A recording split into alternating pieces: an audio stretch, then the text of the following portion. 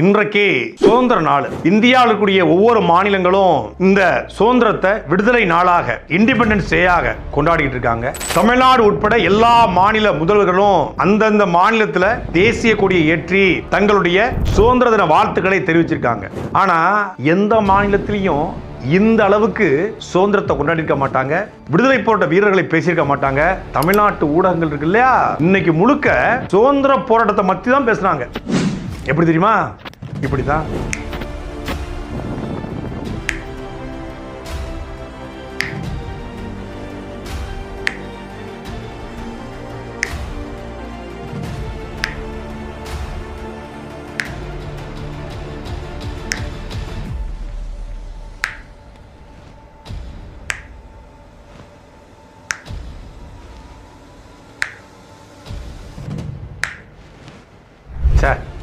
என்ன ஒரு தேசப்பற்றுல.